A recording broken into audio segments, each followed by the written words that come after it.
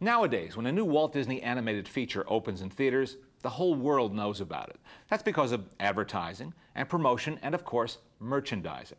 But even back in the 1930s, the little silly Symphonies short subjects had their share of merchandise out and about, and they helped promote these films and make people more aware of them. And to gather some of the best goodies from that period together, we've come to the source, the Walt Disney Archives, and we're talking, of course, to Dave Smith, who founded this archive 31 years ago. It might be surprising to some people that there was merchandising for short subjects that sort of came and went, didn't have the staying power of a feature film. Tell us a little about that. Well, I think that's very true. The Mickey Mouse merchandising started in 1929, just a year after Mickey was created, and became very popular. But the very early Silly Symphonies, which also started in 1929, did not have merchandising. They didn't have that lasting quality, as you say, but one Silly Symphony did come along that did have that lasting quality, and that was in 1933 when we made Three Little Pigs. That was a film that was intensely popular. In fact, today you could probably say that it's the most popular cartoon of all time. But Three Little Pigs would stay in a theater for weeks and weeks and weeks, even when the main feature would change. And there was one theater in New York City where they started putting a beard on the pigs, and each week they'd make the beard longer and longer, and pretty soon they had a pretty long beard on those pigs. Plus there was a hit song people were singing. There was an extremely popular hit song. Who's afraid of the big bad wolf? Big bad wolf, big bad wolf. Who's afraid of the big bad wolf? So this was a cartoon that people remembered, and immediately the company started licensing merchandise for Three Little Pigs, and there was a tremendous amount of merchandise for Three Little Pigs. And we have some of it here. Here's a china teapot of the Three Little Pigs. And nice quality, too. Right, right. Patriot China. Patriot China was America. made by a company called Salem China Company, actually. Patriot was their label. What other kinds of items do we have here? Pick up the toothbrush holder over this there. is fun. This is a fun item. This was made by American Pottery, which was a very well-known producer of Disney figurines in the 1940s. So this was done actually a little later. It's very characteristic of the practical pig to be saying, "You'll be sorry, That's you better right. brush your teeth." So it's very much in character, isn't it? That's great. And here is a box of Three Little Pigs playing cards. And there's the wolf inside a little window there with tallies and scorecards. So hundreds and hundreds of different items for the Three Little Pigs. There you can see three china figurines of the pigs that were made in Japan. This one is bisque. This is a toothbrush holder also. There's holes here for the toothbrushes. And it's made out of bisque, which is a chalky type of ceramic that was very popular in Japan. And they made a lot of these bisque figures in Japan of the Disney characters, but I don't think many of them were sold over in Japan. They were made for export to the United States. And these survive, actually. You do see these at antique shows, Yes, don't you? you These, do. These are around. So there must have been thousands and thousands of them sold. And this is one of the rarest pieces, a clock from the Three Little Pigs. And of course, it's not the Three Little Pigs that's the main character on here. It's the Big Bad Wolf. And that's a little surprising because today we've gotten interested in the villain characters from the Disney films, but that's not always been true. I mean, during the 40s, 50s, and 60s, and 70s, the villains were not popular characters, so it's a little surprising to find a villain character as the key character on this clock. Well, he certainly made an impact, didn't he? He did. His head bounces up and down as it ticks. And, That's great. But there's even a more rarer piece, which also has the Big Bad Wolf, and that's a wristwatch. I think I've only seen maybe 2 of these in the 31 years that I've been here at the archives. Wow. And look at all the detailing, too. Right. And notice on the band here are little metal cutouts of the characters that are placed on the leather band. Exceptional. Plus, I mean, they're all depicted there on the face.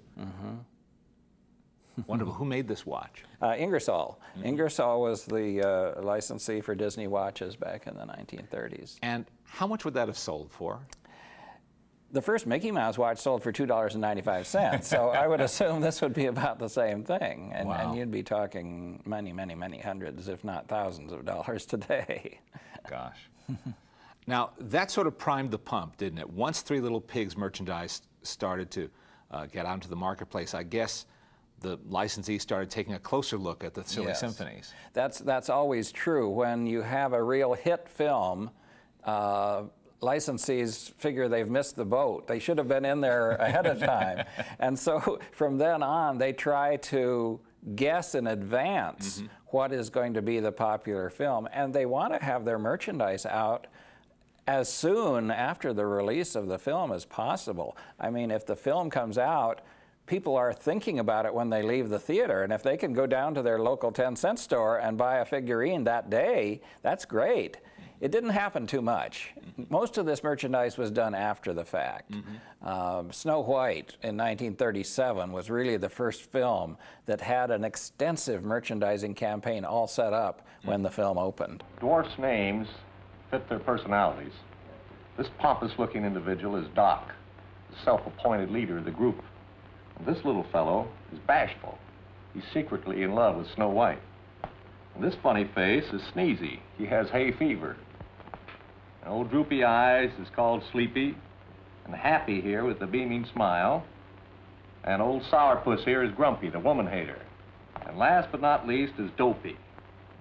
He's nice, but sort of silly. Now, you have a book here that I think is the most beautiful of all. We have many to show today. This is a general Silly Symphony book. It's the, as you notice here, Mickey Mouse presents the Silly Symphonies. Walt was always worried in the early days of the Silly Symphonies that people knew Mickey Mouse, but they didn't know the Silly Symphonies. And he very often would stick the name of Mickey Mouse up there as the presenter of these Silly Symphonies, even though poor Mickey had nothing to do with them whatsoever. But this is a pop-up book, and it's got some really nice pop-ups on Oh, it. isn't that lovely?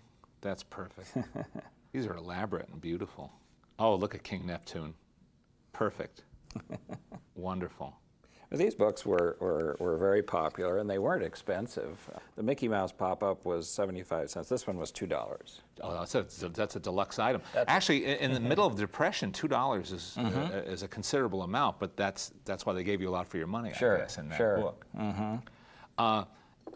Once there was a collection of Silly Symphonies to draw on, I guess, in color as well. Maybe color had a Color had a impact big on this. impact, and of course, the first color cartoon was Flowers and Trees in 1932, and that is not one that lent itself to merchandising, or maybe perhaps they hadn't thought of doing their merchandising that early, but shortly after that, they made a cartoon called The Lullaby Land, and we've got one merchandise item from that.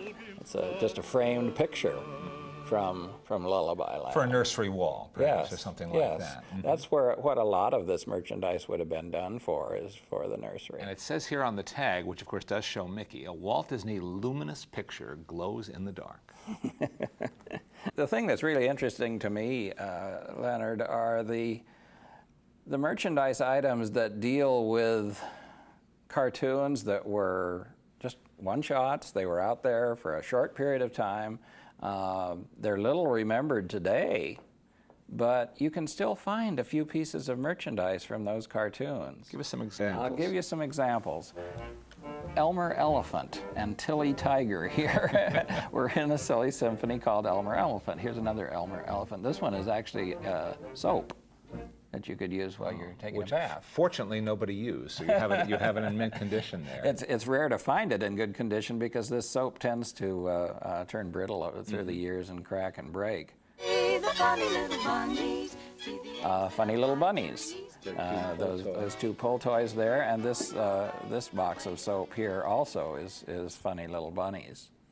One of the rarest pieces here is this one. There's nothing so peculiar as a penguin, unless it's you and I. We made a cartoon called Peculiar Penguins, and this may not even have been an authorized item. We did no merchandise about peculiar penguins in this country, but we did find this in Mexico.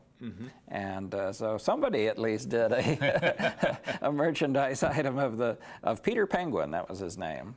And here's some nice games. These are beautiful boxes, Right. too. The Pied Piper game there is a kind of a unique item because I can't think of another piece of Disney merchandise featuring the Pied Piper. And the other one, of course, is Red Riding Hood, which was one of the sequels to the Three Little Pigs.